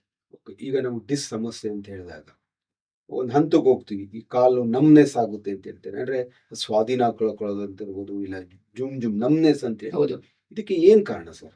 ಸರ್, ಏನಾಗುತ್ತೆ ಅಂದ್ರೆ ಯಾವಾಗ ಡಿಸ್ಕ್ ಈಚೆ ಬರುತ್ತೋ ಬಂದ್ಮೇಲೆ ಅದು ಸ್ಪೈನಲ್ ಅಸೆಸರಿ ನರ್ವ್ಸ್ ಅಂತ ಹೇಳ್ತೀವಿ, ನರ್ವ್ಸ್ ಎಲ್ಲ ಪಾಸ್ ಆಗ್ತಾ ಇರುತ್ತೆ. ಡಿಸ್ಕ್ ಈಚೆ ಬಂದು ನರಕ್ಕೆ ಒತ್ತಕ್ಕೆ ಶುರು ಮಾಡಿದಾಗ ಎಲ್ಲಿಗೆ ಅದು ಸಪ್ಲೈ ಇರುತ್ತೋ ಅಲ್ಲಿಗೆ ನರ ಒತ್ತಿದಾಗ ಆ ಯಾವ ಕಡೆ ಹೋಗ್ತಾ ಇರುತ್ತೋ ಆಗೆಲ್ಲ ರೇಡಿಯೇಟಿಂಗ್ ಪೇನ್ ಶುರು ಆಗುತ್ತೆ. ಈಗ ಎಕ್ಸಾಂಪಲ್ ಸಯಾಟಿಕಾ ಅಂತ ಹೇಳ್ತಾರೆ. ಸೊ ಸಯಾಟಿಕಾ ಅನ್ನೋದು ಒಂದು ನರ್ವ್, ಇಟ್ಸ್ ನಾಟ್ ಕಂಡೀಷನ್. ಆ ಸಯಾಟಿಕಾ ನರ್ವ್ನ ಪ್ರೆಸ್ ಮಾಡಿದಾಗ ಡಿಸ್ಕ್ ಈಚೆ ಬಂದು ಆ ಕಾಲ್ ಎಲ್ಲಿ ತನಕ ನರ್ವ್ ಸಪ್ಲೈ ಮಾಡಿರುತ್ತೋ ಅಲ್ಲಿಗೆಲ್ಲ ಎಳ್ತಾ ಬರಕ್ ಶುರು ಆಗುತ್ತೆ. ಪಿನ್ ನೀಡ್ಲ್ ಆಗ್ಬೋದು, ರೇಡಿಯೇಟಿಂಗ್ ಪೇನ್ ಆಗ್ಬೋದು, ಆ ತರ. ನನ್ನ ಮುಂದಿನ ಕ್ವಶನ್ ಅದೇ ಇದೆ, ಸಯಾಟಿಕಾ ಬಗ್ಗೆ. ಇತ್ತೀಚಿನ ದಿನಗಳಲ್ಲಿ ನಾವು ಈ ಸಯಾಟಿಕಾ ಬಗ್ಗೆ ಹೇಳ್ತೀವಿ. ಈ ಸಯಾಟಿಕಾ ಏನಾರೋ ಏಜ್ ಬಾರ್ ಇದೆ ಅಂದ್ರೆ ಇಂಥ ವಯಸ್ಸಿಗೆ ಈ ಕಾಯಿಲೆ ಬರುತ್ತೆ ಅಂತ ಏನಾದ್ರು ಇದೆಯಾ? ಇಲ್ಲ ಸರ್, ಆ ತರ ಏನಿಲ್ಲ. ಸಯಾಟಿಕಾ ಈಗ ನಾವು ಈಗ ನೋಡ್ದಂಗೆ 20 ವರ್ಷದವ್ರು ಬರ್ತಾರೆ, ಕೈ ಕಾಲು ಎಳ್ತಾ ಬರ್ತಾ ಇದೆ, ನಮ್ಗೆ ತುಂಬಾ ಹೊತ್ತು ಕೂತ್ಕೊಳ್ಳೋಕ್ಕಾಗಲ್ಲ, ಫಾರ್ವರ್ಡ್ ಬೆಂಡ್ ಆಗಕ್ಕಾಗಲ್ಲ ಅಂತ. ಏನಕ್ಕಾಗತ್ತೆ ಅಂದ್ರೆ ಸರ್, ಒಂದು ಪೈರಿಫಾರ್ಮ್ಸ್ ಅಂತ ಮಸಲ್ ಇದೆ ಗ್ಲೂಟ್ಸ್ ಅಲ್ಲಿ, ಡೀಪ್ ಮಸಲ್. ಆ ಮಸಲ್ ಯಾವಾಗ ಟೈಟ್ ಆದ್ರೆ ಅದು ಮಧ್ಯದಲ್ಲಿ ನರ ಪಾಸ್ ಆಗುತ್ತೆ ಸಯಾಟಿಕಾ ಅಂದ್ರೆ. ಸೊ ಯಾವಾಗ ಮಸಲ್ ಟೈಟ್ ಆಯ್ತು ಅಂದ್ರೆ ನರದ ಮೇಲೆ ಪ್ರೆಷರ್ ಕೊಡುತ್ತೆ. ಸೊ ಅವಾಗ ಕಾಲು ಎಳ್ತಾ ಶುರು ಆಗುತ್ತೆ. ಸೊ ಕೆಲವು ಸತಿ ಡಿಸ್ಕ್ ಇಂದನೂ ಆಗುತ್ತೆ. ಮೇಜರ್ ಆಗಿ ಯೂಶ್ಲಿ ಎಲ್ಲರೂ ಪೈರಿಫಾರ್ಮಿಸ್ ಸಿಂಡ್ರೋಮ್ ಅಂತ ಹೇಳ್ತೀವಿ. ಸೊ ಈ ಪೈರಿಫಾರ್ಮಿಸ್ ಸಿಂಡ್ರೋಮ್ ಅಂತಂದ್ರೆ ಈ ಮಸಲ್ ಟೈಟ್ ಆಗ್ಬಿಟ್ರೆ ಗ್ಲೂಟ್ಸ್ ಅಲ್ಲಿ ಕೂತ್ಕೊಂಡು ಸಿಟಿಂಗ್ ಮಸಲ್. ಸೊ ಯಾವಾಗ ಕೂತ್ಕೊಂಡೇ ಇರ್ತಾರೆ, ಟೈಟ್ ಆಗಿರುತ್ತೋ ಪೈರಿಫಾರ್ಮಿಸ್ ಮಸಲ್, ಅವಾಗ ಕಾಲು ಎಳ್ತಾ ಶುರು ಆಗುತ್ತೆ ಸಯಾಟಿಕಾ ಅಂತ. ಈಗ ನೀವು ಹೇಳೋ ಪ್ರಕಾರ ಈ ಡಿಸ್ಕ್ ಮತ್ತೆ ಸಯಾಟಿಕಾಗೆ ಫಸ್ಟ್ ಫಿಸಿಯೋಥೆರಪಿ ಮಾಡಿಸಿ ನಂತರ ಗುಣ ಆಗಿಲ್ಲ ಅಂದ್ರೆ ಸರ್ಜರಿಗೆ ಹೌದು ಹೌದು, ಖಂಡಿತ ಖಂಡಿತ. ಈಗ ಆ ಥರ ಹೇಳಿದ್ರೆ ಈಗ ನಾವು ಕೆಲವು ನಮ್ಮ ಡಾಕ್ಟರ್ಸ್, ಆರ್ಥೋಪೆಡಿಷನ್ ಇರ್ಬೋದು, ಸ್ಪೈನ್ ಸರ್ಜನ್ಸ್ ಇರ್ಬೋದು, ಸರ್ಜರಿ ಆದ್ಮೇಲೆ ಫಿಸಿಯೋಥೆರಪಿಗೆ ರೆಕಮೆಂಡ್ ಮಾಡ್ತಾರೆ. ಇದು ಸರ್ಜರಿ ಆದ್ರೂ ಕೂಡ ಯಾಕೆ ಫಿಸಿಯೋಥೆರಪಿಗೆ ರೆಕಮೆಂಡ್ ಮಾಡ್ತಾರೆ? ಸರ್, ಈಗ ನೀವು ಹೇಳ್ದಂಗೆ ಫಸ್ಟ್ ಸರ್ಜರಿ ಮುಂಚೆನೂ ಫಿಸಿಯೋಥೆರಪಿ ತುಂಬಾ ಅವಶ್ಯಕತೆ ಇದೆ, ಸರ್ಜರಿ ಆದ್ಮೇಲೆ ಅವಶ್ಯಕತೆ ಇದೆ. ಯಾಕೆ ಅಂದ್ರೆ ಒಂದ್ಸತಿ ಸರ್ಜರಿ ಆದ್ಮೇಲೆ ಪೇಷಂಟ್ಗೆ ಬೆಡ್ ರೆಸ್ಟ್ ಇರ್ತಾರೆ. ಸೊ ಯಾವಾಗ ಬೆಡ್ ರೆಸ್ಟ್ ಇರ್ತಾರೆ, ಮಸಲ್ ವೀಕ್ ಆಗ್ತದೆ. ಜಾಯಿಂಟ್ಸ್ ಎಲ್ಲ ಸ್ಟಿಫ್ ಆಗುತ್ತೆ. ಸೊ ತಿರ್ಗಾ ಅವ್ರು ನಾರ್ಮಲ್ ಫಂಕ್ಷನ್ ಮಾಡಬೇಕು ಅಂದ್ರೆ ಅವ್ರಿಗೆ ಮಸಲ್ ಸ್ಟ್ರೆಂತ್ ಆಗಬೇಕು, ಫ್ಲೆಕ್ಸಿಬಿಲಿಟಿ ಇಂಪ್ರೂವ್ ಆಗಬೇಕು. ಸೊ ಇವೆಲ್ಲ ಆದ್ರೇನೆ ಮಾತ್ರ ತಿರ್ಗಾ ವಾಪಸ್ ನಾರ್ಮಲ್ ಲೈಫ್ ಬರಕ್ಕಾಗೋದು. ಇಲ್ಲಾಂದ್ರೆ ಪೇನ್, ಆ ಡಿಸ್ಕ್ ಪೇನ್ ಒತ್ತುತ್ತಿರ್ತಾ ಅದು ಕಮ್ಮಿ ಆಗಿರುತ್ತೆ, ಬಟ್ ಅವ್ರಿಗೆ ನಾರ್ಮಲೈಸ್ ಆಗಿ ಇರಕ್ಕಾಗಲ್ಲ, ಲೋಕಲೈಸ್ ಪೇನ್ ಇದ್ದೇ ಇರುತ್ತೆ, ಬಿಕಾಸ್ ಮಸಲ್ ವೀಕ್ನೆಸ್ ಆಗ್ಬಿಡುತ್ತೆ. ಈ ಒಬೇಸ್ ಇರೋರಿಗೆ ಯಾವ್ದೆಲ್ಲ ಸಮಸ್ಯೆ ಬರ್ಬೋದು? ಸರ್, ಈ ಒಬೆಸಿಟಿ ಇರೋರಿಗೆ ಎಸ್ಪೆಷಲಿ ಜಾಯಿಂಟ್ ಪೇನ್ಗಳು ತುಂಬಾ ಜಾಸ್ತಿ ಇರುತ್ತೆ, ಮತ್ತೆ ಡಿಸ್ಕ್ ಪ್ರಾಬ್ಲಮ್ ಜಾಸ್ತಿ ಆಗುತ್ತೆ. ಕತ್ ನೋವು ಆಗ್ಬೋದು, ಕುತ್ತಿಗೆ ನೋವು ಆಗ್ಬೋದು, ಮಂಡಿಗಳು ನೋವು ಆಗ್ಬೋದು, ಹೀಲ್ ಪೇನ್ ಅಂತ ಹೇಳ್ತೀವಿ, ಪ್ಲಾಂಟಾ ಫೇಶಿಯಾಟಿಸ್ ಅಂತ. ಸೊ ಇದು ಕಾಮನ್ ಆಗಿರುತ್ತೆ. ಈಗ ನಾವು ಡಿಸ್ಕ್ ನೋಡೋದು ಕೇಳೋದು ಸೈಟ್ ಬಗ್ಗೆ ಹೇಳಿದೆ. ನೆಕ್ಸ್ಟ್ ಈಗ ಮೇಜರ್ ನಾವು ನೋಡ್ತಾ ಇರೋದು ನೀ ಜಾಯಿಂಟ್, ಹಿಪ್ ರಿಪ್ಲೇಸ್ಮೆಂಟ್ ಮಾಡ್ತಾರೆ, ನೀ ರಿಪ್ಲೇಸ್ಮೆಂಟ್. ಹೌದೌದು. ನಮ್ಮ ವೀಕ್ಷಕರಿಗೆ ಹಿಪ್ ರಿಪ್ಲೇಸ್ಮೆಂಟ್ ಯಾವಾಗ ಮಾಡ್ತಾರೆ, ಹಾಗೆ ನೀ ರಿಪ್ಲೇಸ್ಮೆಂಟ್ ಯಾವಾಗ ಮಾಡ್ತಾರೆ, ಒಂದು ಮಾಹಿತಿ ಕೊಡಿ. ಖಂಡಿತ ಸರ್. ಸರ್, ಈಗ ಫಸ್ಟ್ ನೀ ರಿಪ್ಲೇಸ್ಮೆಂಟ್ ಬಗ್ಗೆ ಹೇಳೋಣ. ಸೊ ನೀ ರಿಪ್ಲೇಸ್ಮೆಂಟ್ ಅಲ್ಲಿ 3 ಡಿಗ್ರಿ, 3rd ಡಿಗ್ರಿ ಅಂತ ಹೇಳ್ತೀವಿ. First degree, second degree, 3rd degree of injuries ಅಂತ, ಅಂದ್ರೆ ಸಿವಿಯರಿಟಿ ಆಫ್ ಇಂಜುರೀಸ್ ಯಾವ ತರ ಆಗಿರುತ್ತೆ ಅಂತ. ಈಗ first degree, second degree, 3rd degree, first degree, second ಡಿಗ್ರಿಲಿ ಸರ್ ಪೇಷಂಟ್ಸ್ ಫಿಸಿಯೋಥೆರಪಿ ಯಾಕೆ ಮಾಡಬೇಕು? ಈಗ ಫಸ್ಟ್ ಡಿಗ್ರಿ, ಸೆಕೆಂಡ್ ಡಿಗ್ರಿಲಿ ವೇರ್ ಔಟ್ ಸ್ಟಾರ್ಟ್ ಆಗಿರುತ್ತೆ, 3rd ಡಿಗ್ರಿಲಿ ಕಂಪ್ಲೀಟ್ಲು ಡಿಫಾರ್ಮಿಟಿ ಸ್ಟಾರ್ಟ್ ಆಗಿರುತ್ತೆ, ಮೂವ್ಮೆಂಟ್ಸ್ ಡಿಫಿಕಲ್ಟೀಸ್ ಆಗಿರುತ್ತೆ, ಅವ್ರು ದಿನನಿತ್ಯ ಕೆಲಸ ಮಾಡಕ್ಕೆ ಆಗಲ್ಲ, ಎದ್ದು ಬಾತ್ರೂಮ್ಗೆ ಹೋಗೋಕೆ ಪೇನು, ಕಾಲ್ ಭಾರ ಬಿಟ್ರೆ ನೋವು, ಮೆಟ್ಲೆತ್ತಕ್ಕಾಗಲ್ಲ, ಇಳಿಯಕ್ಕಾಗ್ತಿಲ್ಲ. ಈ ತರ ಇದ್ದಾಗ ಅವ್ರಿಗೆ ಸರ್ಜರಿ ಅವಶ್ಯಕತೆ. ಫಸ್ಟ್ ಸೆಕೆಂಡ್ ಡಿಗ್ರಿಲಿ ಯಾವಾಗ ಇರ್ತಾರೋ, ಗ್ರೇಡ್ ಅಲ್ಲಿ ಇರ್ತಾರೋ, ಅವ್ರಿಗೆ ಎಕ್ಸಸೈಸ್ ಮಾಡಿಸಿ. ಯಾಕಂದ್ರೆ ಯಾವ ಮಸಲ್ಸ್ ಯಾಕೆ ನೋವು ಬರ್ತಿದೆ ಸರ್? ಫಸ್ಟ್ ನಾವು ಒಂದು ಮನುಷ್ಯರು ನಿಂತ್ಕೋಬೇಕು ಅಂತಂದ್ರೆ ಮಾಂಸಖಂಡದಲ್ಲಿ ಶಕ್ತಿ ಚೆನ್ನಾಗಿರ್ಬೇಕು. ಮೂಳೆ ಗಟ್ಟಿಗಿದ್ದು ಮಾಂಸಖಂಡಗಳು ತುಂಬಾ ಶಕ್ತಿಯಾಗಿದ್ದಾಗ ನಾವು ನಿಂತ್ಕೊಳಕ್ ಈಸಿ. ಯಾವಾಗ ಮಾಂಸಖಂಡದ ಶಕ್ತಿ ಇಲ್ಲ ಅಂದ್ರೆ ಬಿದ್ದೋಗ್ಬಿಡ್ತೀವಿ. ಸೊ ಹಂಗೆ ಯಾವಾಗ ಮಾಂಸಖಂಡದ ಶಕ್ತಿ ಏಜ್ ಆಗ್ತಾ ಆಗ್ತಾ ಕಳ್ಕೊತಾ ಇರ್ತೀವೋ, ಮೂಳೆಗಳು ಸವಿಯಕ್ಕೆ ಶುರು ಆಗ್ಬಿಡುತ್ತೆ, ನೆಕ್ಸ್ಟ್ ಲೋಡ್ ತಗೊಳುತ್ತೆ. ಸೊ ಲೋಡಿಂಗ್ ಜಾಸ್ತಿ ಆಗಿ ಡಿಜನರೇಟಿವ್ ಚೇಂಜಸ್ ಅಂತ ಹೇಳ್ತೀವಿ. ಈ ಡಿಜನರೇಟಿವ್ ಚೇಂಜಸ್ ಆಗ್ತಾ ಆಗ್ತಾ ಆಗ್ತಾ ಮೂಳೆ ಸವಿತಾ ಇರುತ್ತೆ. ಸೊ ಹಂಗಾಗಿ ಏನಾಗುತ್ತೆ, ನಾವು first concentrate on strengthening of muscles, especially quadriceps ಆಗ್ಬೋದು, ಹ್ಯಾಮ್ಸ್ಟ್ರಿಂಗ್ ಆಗ್ಬೋದು, ಹಿಪ್ ಮಸಲ್ಸ್ ಆಗ್ಬೋದು. ಸೊ ಇವೆಲ್ಲನೂ ಸ್ಟ್ರೆಂತ್ ಮಾಡ್ಕೊಂಡು ನಿಮ್ ಲೈಫ್ ಸ್ಟೈಲ್ ಮಾಡಿಫಿಕೇಶನ್ ಮಾಡ್ಕೊಂಡ್ರೆ ಈ ನೀ ರಿಪ್ಲೇಸ್ಮೆಂಟ್ ತಪ್ಪಿಸ್ಬೋದು. ಅದೇ ತರ ಹಿಪ್ ರಿಪ್ಲೇಸ್ಮೆಂಟ್ ಕೂಡ. ಈಗ ನೀ ರಿಪ್ಲೇಸ್ಮೆಂಟ್, ಹಿಪ್ ರಿಪ್ಲೇಸ್ಮೆಂಟ್ ಯಾವಾಗ ಅದನ್ನ ಮಾಡ್ತಾರೆ ಸರ್? ಈಗ ಅದೇ ಈಗ ಸಿವಿಯರಿಟಿ, ಈಗ ಮಂಡಿ ಮಡ್ಚಕ್ ಆಗ್ತಿಲ್ಲ, ಕ್ರಾಸ್ ಲೆಗ್ ಸಿಟ್ಟಿಂಗ್ ಕೂತ್ಕೊಳಕ್ ಆಗಲ್ಲ, ಸೊ ಇಂಡಿಯನ್ ಟಾಯ್ಲೆಟ್ ಯೂಸ್ ಮಾಡಕ್ ಆಗ್ತಿರಲ್ಲ, ಸೊ ಸಿವಿಯರ್ ಪೇನ್ ಸ್ಟಾರ್ಟ್ ಆಗಿ ಮೂವ್ಮೆಂಟ್ಸ್ ಎಲ್ಲ ಡಿಫಿಕಲ್ಟೀಸ್ ಆಗಿರುತ್ತೆ. ಸೊ ಅಂತ ಟೈಮಲ್ಲಿ, ಅಥವಾ ಹೇಳಿದ್ನಲ್ಲ ಸರ್, ಈ ಎವಾಸ್ಕ್ಯುಲರ್ ನೆಕ್ರೋಸಿಸ್ ಆಫ್ ಫೀಮರ್ ಆಗ್ಬೋದು, ಅಥವಾ ಫ್ರಾಕ್ಚರ್ ಲಿಗ್ ಫೀಮರ್ ಆಗ್ಬೋದು, ಈ ತರ ಆದಾಗ ಸೊ ನೀ ರಿಪ್ಲೇಸ್ಮೆಂಟ್, ಹಿಪ್ ರಿಪ್ಲೇಸ್ಮೆಂಟ್ ಮಾಡ್ತಾರೆ ಸರ್. ಈಗ ಆಂಕಲ್ ಈಗ ಬಂದ್ರೆ ನೆಕ್ಸ್ಟ್ ನೀ ಆದ್ಮೇಲೆ ನಾವು ಆಂಕಲ್ ಅಂತ ಬರ್ತೀವಿ. ಆಂಕಲ್ ಅಲ್ಲಿ ಈ ಪಾದಗಳು ಸ್ವೆಲ್ಲಿಂಗ್ ಬರುತ್ತೆ. ಆಂಕಲ್, ಈ ಆಂಕಲ್ ಪೇನ್ ಅನ್ನೋದು ಯಾವಾಗ ನಾವು ಕಾಣ್ಬೋದು? ಸರ್, ಒಂದು ಆಂಕಲ್ ಪೇನ್ ಯಾಕೆ ಜಾಸ್ತಿ ಬರುತ್ತೆ ಅಂದ್ರೆ, ಈಗ ನಮ್ಮ ಮಂಡಿ ಮೇಲೆ ಶಕ್ತಿ ಜಾಸ್ತಿ, ಅಕಸ್ಮಾತ್ ಈಗ ತುಂಬಾ ದಪ್ಪ ಇದೀವಿ ಅನ್ಕೊಳ್ಳಿ, ಸೊ ತುಂಬಾ ದಪ್ಪ ಇದ್ದಾಗ ಏನಾಗುತ್ತೆ, ಮಂಡಿ ಮೇಲೆ ಲೋಡ್ ಬೀಳ್ತಾ ಇರ್ತದೆ. ಸೊ ಅದೇ ತರ ಏನಾಗುತ್ತೆ, ನಮ್ಮ ಆಂಕಲ್ ಮೇಲೂ ಲೋಡ್ ಜಾಸ್ತಿ ಆಗ್ತಾ ಇರ್ತದೆ. ಸೊ ಈ ಆಂಕಲ್ ಮೇಲೆ ಲೋಡ್ ಜಾಸ್ತಿ ಆಗ್ತಾ ಆಗ್ತಾ ಏನಾಗುತ್ತೆ, ಆಂಕಲ್ ಇರುವಂತ ಸ್ಟ್ರೆಚರ್ಸ್ ಎಲ್ಲದಕ್ಕೂ ತೊಂದರೆ ಆಗ್ತಾ ಇರುತ್ತೆ. ಅದು ಒಂದು ರೀಸನ್. ಇಲ್ಲ ಅಂತಂದ್ರೆ ಈಗ ಆಂಕಲ್ ಸ್ಪ್ರೈನ್ ಆಗ್ಬೋದು, ನಡಿಬೇಕಾದ್ರೆ ಉಳ್ಕತ್ತೆ, ಕಾಲು ಸಡನ್ ಆಗಿ ಎತ್ತಾರೆ, ಆಂಕಲ್ ಸ್ಪ್ರೈನ್ ಆಗ್ಬೋದು, ಅಥವಾ ಬೇರೆ ಬೇರೆ ನೂರಾರು ವಿಧಾನಗಳಿದೆ, ಈ ರೀತಿ ಇದೆ ಸರ್. ಅದರಿಂದ ಒಂದು ತೊಂದರೆ ಆಗುತ್ತೆ. ಸರ್, ಈಗ ನಾವು ನಿಮ್ಮ VO2 Max ಅಲ್ಲಿ ನೋಡಿದೀವಿ, ಬಂದು ತುಂಬಾ ಚೆನ್ನಾಗಿದೆ ನಿಮ್ಮ ಸಂಸ್ಥೆ, ತುಂಬಾ ಮೈಸೂರಲ್ಲಿ ನಂಬರ್ 1 ಅಂತ ಹೇಳ್ಬೋದು. ಈ ನಿಮ್ಮ ಈ ಸಂಸ್ಥೆಯಲ್ಲಿ ಬಂದಾಗ ಈಗ ವಿಶೇಷವಾಗಿ ನೀವು ಸ್ಪೋರ್ಟ್ಸ್ ಇಂಜುರೀಸ್ಗಳಿಗೂ ಕೂಡ ಟ್ರೀಟ್ಮೆಂಟ್ ಮಾಡ್ತೀರಾ. ಈ ಯಾವೆಲ್ಲ ಸ್ಪೋರ್ಟ್ಸ್ ಇಂಜುರಿಗೆ ನೀವು ಟ್ರೀಟ್ಮೆಂಟ್ ಮಾಡ್ತೀರಾ? ಆ ಸ್ಪೋರ್ಟ್ಸ್ ಇಂಜುರಿ ಸರ್ಜರಿನ ಯಾವ ರೀತಿ ನೀವು ಅವಾಯ್ಡ್ ಮಾಡ್ಬೋದು?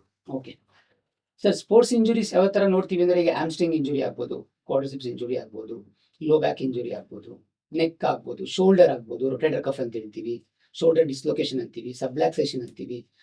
ಈ ತರ ತುಂಬಾ ರೀತಿ ಇದೆ ಸರ್ ಸ್ಪೋರ್ಟ್ಸ್ ಇಂಜುರಿ. ಎಕ್ಸಾಂಪಲ್, ಈಗ ನಾವು ಎಷ್ಟು ಜನ ಬರ್ತಾರೆ, ಸುಪ್ರಾಸ್ಪೈನೈಟಿಸ್ ಅಂತ ಹೇಳ್ತೀವಿ, ಶೋಲ್ಡರ್ ಇಂಜುರೀಸ್. ಈ ಥ್ರೋವರ್ಸ್ ಆಗ್ಬೋದು, ಬೌಲರ್ಸ್ ಆಗ್ಬೋದು, ಯೂಶ್ಲಿ ಸುಪ್ರಾಸ್ಪೈನೈಟಿಸ್ ಇಂಜುರಿ ಕಾಮನ್ ಆಗಿ ಆಗ್ತಾ ಇರುತ್ತೆ.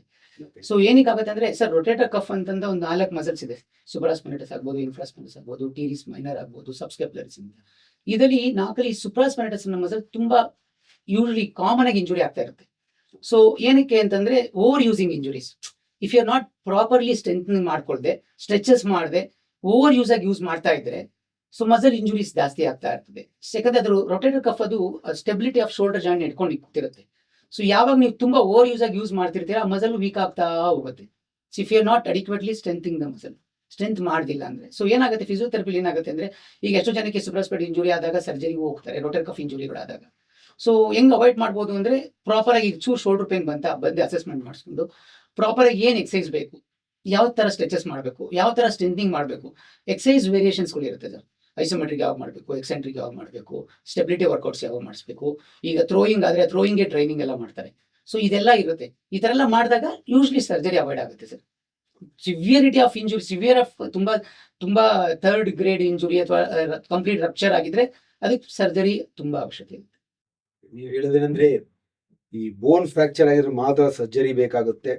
ಬೋನ್ ಫ್ರಾಕ್ಚರ್ ಆಗದೇ ಇದ್ರೆ ಫಿಸಿಯೋಥೆರಪಿ ಮೊದಲು ಟ್ರೀಟ್ಮೆಂಟ್ ಕೊಟ್ಟು ಅದ್ರಲ್ಲಿ ಗುಣವಾಗಿಲ್ಲ ಅಂದ್ರೆ ನಂತರ ಸರ್ಜರಿಗೆ ರೆಕಮೆಂಡ್. ಹೌದೌದು. ಸರ್, ಈಗ ನಾವು ಮೊಬೈಲ್ ಬಗ್ಗೆ ಮಾತಾಡ್ಬೇಕು. ಯಾಕಂದ್ರೆ ಇತ್ತೀಚಿನ ದಿನಗಳಲ್ಲಿ ಎಲ್ಲಾ ಕೆಲಸನೂ ಕೂಡ ಮೊಬೈಲ್ ಮತ್ತೆ ಲ್ಯಾಪ್ಟಾಪ್ ಆಗುತ್ತೆ. ಇದಕ್ಕೆ ನಿಮ್ಮ ಸಜೆಷನ್ ಇದೆ ಸರ್? ಸರ್, ಇದಕ್ಕೆ ಈ ಮೊಬೈಲ್ ಯೂಸೇಜ್ ಅಥವಾ ಲ್ಯಾಪ್ಟಾಪ್ ಯೂಸೇಜ್, ಸೊ ಜನ ಯಾರು ಮೊಬೈಲು ಮತ್ತೆ ಲ್ಯಾಪ್ಟಾಪ್ ಯೂಸ್ ಮಾಡ್ತಾರಲ್ಲ, ಸೊ ಈ ನಡುವೆ ಅಂತೂ ತುಂಬಾ ಜಾಸ್ತಿ ಮೊಬೈಲ್ ಯೂಸ್ ಮಾಡೋದು ಮತ್ತೆ ಲ್ಯಾಪ್ಟಾಪ್ ಯೂಸ್ ಮಾಡೋದು ಆಗ್ತಾರೆ.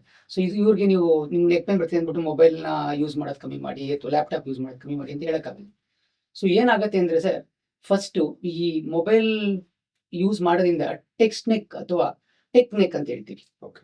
ಸೊ ಈ IT ಕಂಪ್ನಿ ಕೆಲಸ ಮಾಡೋರಾಗ್ಲಿ ಅಥವಾ ಈ ಮೊಬೈಲ್ ತುಂಬಾ ಯೂಸ್ ಮಾಡೋದು, ಸೊ ಟೆಕ್ ಸಿನಿಮಾ ನೋಡೋದು, ಪಿಕ್ಚರ್ ನೋಡ್ಕೊಂಡು ಕೂತ್ಕೊಂಡು ಮೊಬೈಲ್ 3 hours 3 ಅವರ್ಸ್ ಗೇಮ್ ಆಡೋದು.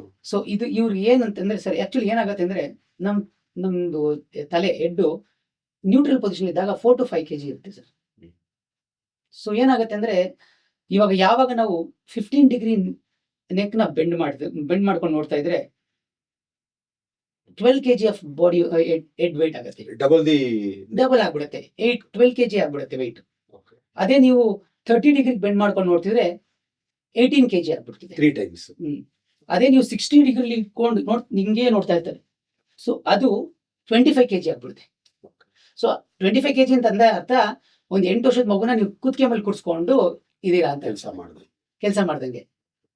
ಸೊ ಇದು ಮಾಡೋದ್ರಿಂದ ನೆಕ್ ಮಸಲ್ ಏನಾಗುತ್ತೆ, ಸಿವಿಯರ್ ಸ್ಟ್ರೈನ್ ಆಗಕ್ಕೆ ಶುರು ಆಗುತ್ತೆ, ತುಂಬಾ ಸ್ಟ್ರೆಸ್ ಆಗ್ಬಿಡುತ್ತೆ. ನೆಕ್ ಒತ್ತಡ ಬಿದ್ದಿ ಏನಾಗುತ್ತೆ ಅಂದ್ರೆ ಮಸಲ್ ಎಲ್ಲ ವೀಕ್ ಆಗಿ ಶುರು ಆಗುತ್ತೆ. So this directly relate to the disc. So disc is a chances ತುಂಬಾ ಆಗುತ್ತೆ. ಸೊ ಇದನ್ನ ಹೆಂಗ್ ಅವಾಯ್ಡ್ ಮಾಡ್ಬೋದು ಅಂದ್ರೆ ಸರ್, ಇದನ್ನ 20-20-20 ರೂಲ್ ಅಂತ ಹೇಳ್ತೀವಿ. If you working for 20 minutes, 20 ನಿಮಿಷ ನೀವು ಕೆಲಸ ಮಾಡ್ತಾ ಇದ್ರೆ ಕಂಪ್ಯೂಟರ್ ಅಲ್ಲಿ, ಎಕ್ಸಾಂಪಲ್ ಮೊಬೈಲ್ ನೋಡ್ತಾ ಇರ್ತೀರಾ, 20 ನಿಮಿಷ ಮೊಬೈಲ್ ನೋಡಿದ್ರೆ 20 ಸೆಕೆಂಡ್ ಬ್ರೇಕ್ ತಗೋಬೇಕು, ನಿಂತ್ಕೋಬೇಕು. ಅಥವಾ ಸ್ಟ್ಯಾಂಡಿಂಗ್ ಡಿಸ್ಕ್ ಅಂತ ಬರುತ್ತೆ, ನಿಂತ್ಕೊಂಡು ಕೆಲಸ ಮಾಡಕ್ಕೆ. ಸೊ ಅದು ಯೂಸ್ ಮಾಡ್ಬೋದು. ಇಲ್ಲ 20 second you can just stretch your neck and see 20 feet away from your sitting position. So neck ಮಾಡಿದ್ರೆ ಏನಾಗುತ್ತೆ, ಸ್ಟ್ರೆಚ್ ಆಗಕ್ಕೆ ಶುರು ಆಗುತ್ತೆ. So it feels better. Sir, ಈಗ ನೆಕ್ಸ್ಟ್ ನಾವು ಸ್ಟ್ರೋಕ್ ಅಂತ ಬರ್ತೀವಿ. ಯಾಕೆಂದ್ರೆ ಇತ್ತೀಚಿನ ದಿನಗಳಲ್ಲಿ ತುಂಬಾ ಸಣ್ಣ ವಯಸ್ಸಿಗೆ ನಾವು ಸ್ಟ್ರೋಕ್ ಆಗೋದು ನೋಡ್ತಾ ಇದೀವಿ, ಮತ್ತೆ ಹಾರ್ಟ್ ಅಟ್ಯಾಕ್ ಆಗಿ ಹಾರ್ಟ್ ಸರ್ಜರಿ ಅಂತ ಆಗ್ತಿದೆ. ಫಿಸಿಯೋಥೆರಪಿಯಿಂದ ಸ್ಟ್ರೋಕ್ಗೆ ಎಷ್ಟು ಬೆನಿಫಿಟ್ ಸಿಗುತ್ತೆ? ಸರ್, ಸ್ಟ್ರೋಕ್ ಆದ್ಮೇಲೆ ಫಿಸಿಯೋಥೆರಪಿ ತುಂಬಾ ಇಂಪಾರ್ಟೆಂಟ್. ಯಾಕೆ ಅಂದ್ರೆ ಅವ್ರಿಗೆ ವಾಪಸ್ ನಿಯರ್ ನಾರ್ಮಲ್ ಲೈಫ್ ತರಕ್ಕೆ. ಎಕ್ಸಾಂಪಲ್ ಏನು ಅಂತಂದ್ರೆ, ಇವತ್ತು ಸ್ಟ್ರೋಕ್ ಆಗಿದೆ ಪೇಷಂಟ್ಗೆ, ಸೊ ಅವ್ರನ್ನ ICU ಅಡ್ಮಿಟ್ ಮಾಡಿರ್ತಾರೆ. ಸೊ 24 hours to 48 hours ಆದ್ಮೇಲೆ ಫಿಸಿಯೋಥೆರಪಿ ಸ್ಟಾರ್ಟ್ ಆಗುತ್ತೆ. ಏನಕ್ಕೆ ಅಂದ್ರೆ 24 hours to 48 hours ಆದಷ್ಟು ಯಾಕೆ ಮಾಡ್ಬೇಕು ಅಂದ್ರೆ, positioning, range of motion maintain ಮಾಡಬೇಕು.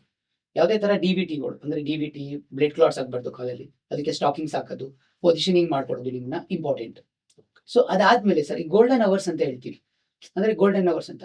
ಸೊ ಡೇ 2 ಇಂದ 90 days ಗೋಲ್ಡನ್ ಡೇಸ್ ಅಂತ ಹೇಳ್ತೀವಿ. ಈ ಇಷ್ಟು ದಿನದಲ್ಲಿ ನ್ಯೂರೋಪ್ಲಾಸ್ಟಿಸಿಟಿ ಅನ್ನೋದು ಇರುತ್ತೆ ಬ್ರೈನಲ್ಲಿ. ಈಗ ಎಕ್ಸಾಂಪಲ್, ಈಗ ಸ್ಟ್ರೋಕ್ ಆದಷ್ಟು ನಾವು ಒಂದು ಏರಿಯಾದಲ್ಲಿ ಬ್ರೈನ್ ಬ್ಲೀಡ್ ಆಗಿದ್ರೆ ಬೇರೆ ಏರಿಯಾದಲ್ಲಿ ಇರುವಂತ ನರಗಳು ಸೊ ಏನಾಗುತ್ತೆ, ಅದು ಕೆಲಸ ಶುರು ಮಾಡಬೇಕು, ರೀಲರ್ನಿಂಗ್ ಅಂತ ಅಥವಾ ರಿವೈರಿಂಗ್ ಅಂತ ಬ್ರೈನಲ್ಲಿ. ಸೊ ಇದು ಮಾಡಿಸ್ಬೇಕು. ಆವಾಗ ಏನಾಗುತ್ತೆ, ಅದು ಕಲಿಯಕ್ಕೆ ಶುರು ಮಾಡುತ್ತೆ. ಇಲ್ಲ ಅಂತಂದ್ರೆ ನಾವು ಮಾಡಿಸದೆ ಹೋದ್ರೆ ಮರ್ತು ಬಿಡುತ್ತೆ. ಈಗ ನಾವು ಮೊದಲು ನಾವೇನ್ ಕೆಲಸ ಮಾಡ್ತಿದೀವಿ ಅನ್ನೋದು ಅಲ್ಲಿ ಯಾವ್ದು ಸ್ಟ್ರೋಕ್ ಆಗಿರೋ ಲಿಂಬ್ ಇರುತ್ತಾ ಅದು ಮರ್ತೋಗುತ್ತೆ. ಸೊ ಅದಕ್ಕೋಸ್ಕರ ನಾವು ರೀಲರ್ನಿಂಗ್ ನ ಶುರು ಮಾಡ್ಬೇಕು ಬೇಗ. ಸೊ ಯಾವಾಗ ಇದು ಶುರು ಮಾಡ್ತೀವಿ, ಸೊ ಪೇಷಂಟ್ ಚೆನ್ನಾಗಿ ಶುರು ಆಗ್ತಾರೆ. ಈಗ ಅಂದ್ರೆ ನೀವ್ ಹೇಳಿದ್ರೆ ಸರ್ಜರಿ ಒಂದೇ ಎಲ್ಲ ಸ್ಟ್ರೋಕ್ ಆಗಿರೋ ಪೇಷಂಟ್ಗೆ ಸರ್ಜರಿ ಆದ 2 ದಿನದ ನಂತರ ಮುಂದಿನ 90 ದಿನಗಳು ನೀವು ಫಿಸಿಯೋಥೆರಪಿ ತುಂಬಾ 90 ದಿನ ತನಕ ಗೋಲ್ಡನ್ ಪೀರಿಯಡ್ ಅಂತ ಹೇಳ್ತೀವಿ ಸರ್. 3 to 6 months ಅಂತಾನು ಹೇಳ್ತಾರೆ ಗೋಲ್ಡನ್ ಪೀರಿಯಡ್ಸ್. ಅದಾದ್ಮೇಲೆ ಏನಿದ್ರು ಆಫ್ಟರ್ 2 years ತನಕ ಮೇಂಟೆನೆನ್ಸ್ ಪೀರಿಯಡ್ ಆಗ್ಬಿಡುತ್ತೆ. ಪೇಷಂಟ್ ಮೇಂಟೆನೆನ್ಸ್ ತಿರ್ಗಾ ಕಾಂಟ್ರಾಕ್ಚರ್ ಆಗದೆ, ಸ್ಪಾಸ್ಟಿಸಿಟಿ ಜಾಸ್ತಿ ಆಗದೆ ನೋಡ್ಕೊಂಡು ಪೇಷಂಟ್ ಎದ್ದು ಓಡಾಡಂಗ ಆಗಂಗೆ ನೋಡ್ಕೊಳ್ಳೋದು ಸರ್. ಮತ್ತೆ ಸ್ಟ್ರೋಕ್ ಆಗಿಲ್ಲ, ಈ ಹಾರ್ಟ್ ಸರ್ಜರಿ ಅಂತ ಆಗುತ್ತೆ. ನಾವು ನೋಡಿದೀವಿ ಹಾರ್ಟ್ ಸರ್ಜರಿ ಆದವ್ರಿಗೂ ಕೂಡ ಫಿಸಿಯೋಥೆರಪಿ ಮಾಡ್ತಾರೆ. ಏನಕ್ಕೆ ಇದು? ಸರ್ ಈಗ ಈಗ ಈಗ ಬೈಪಾಸ್ ಸರ್ಜರಿ ಆಗಿರುತ್ತೆ ಪೇಷಂಟ್ಗೆ. ಸೊ ಆಗೇನ್ ಮಾಡ್ತಾರೆ, ಐಸಿಯು ಕರೀತಾರೆ ಪೇಷಂಟ್ಗೆ ಫಿಸಿಯೋಥೆರಪಿ ಸ್ಟಾರ್ಟ್ ಮಾಡಿ ಅಂತ. First chest clearance okay. ಈಗ ಟು ಸೇಮ್ 24 to 48 hours ಆದ್ಮೇಲೆ ಚೆಸ್ಟ್ ಕ್ಲಿಯರೆನ್ಸ್, ಡಿವಿಟಿ ಅಂದ್ರೆ ಲಿಮ್ ಮೂವ್ಮೆಂಟ್ಸ್ ಮಾಡಿಸ್ಬೇಕು to prevent contracture and DVTs. Stockings ಹಾಕ್ಸ್ಬೇಕು, ಲಿಮ್ ಮೂವ್ಮೆಂಟ್ಸ್ ಮಾಡ್ತೀವಿ, ಯಾವ್ದು ಕಾಂಟ್ರಾಕ್ಚರ್ಸ್ ಆಗ್ದಂಗೆ ನೋಡ್ಕೊಳ್ಳೋಕೆ, ರೇಂಜ್ ಆಫ್ ಫಂಕ್ಷನ್ ಮೇಂಟೈನ್ ಮಾಡೋಕೆ.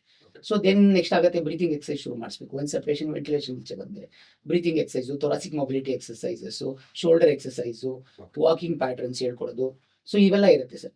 So basically to cardiothoracic chest ಎಕ್ಸ್ಪಾನ್ಷನ್ಸ್ನ, ಕಾರ್ಡಿಯೋಥೊರಾಸಿಕ್ ಮೊಬಿಲಿಟಿನ ಚೆನ್ನಾಗಿ ಇಂಪ್ರೂವ್ ಮಾಡೋಕ್ಕೋಸ್ಕರ ಯೂಸ್ ಮಾಡಲೇಬೇಕು.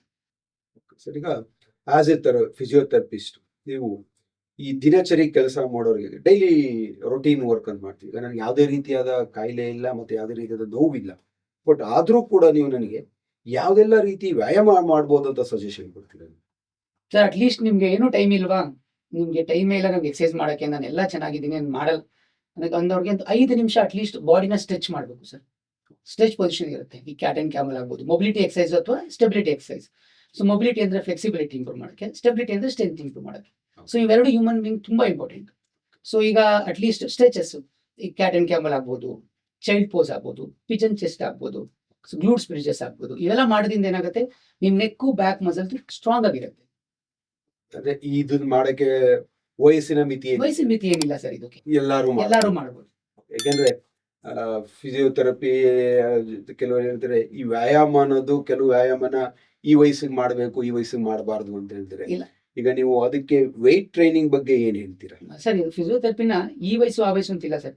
ಹುಟ್ಟಿದ ಮಕ್ಕಳಿಂದ ತಾತ ಅಜ್ಜಿಗಳ ತನಕ, ಅಂದ್ರೆ ನ್ಯೂ ಬಾರ್ನ್ಸ್ ಟು ಜಿರಿಯಾಟ್ರಿಕ್ಸ್ ತನಕನೂ ಫಿಸಿಯೋಥೆರಪಿ ಅವಶ್ಯಕತೆ ಇದೆ.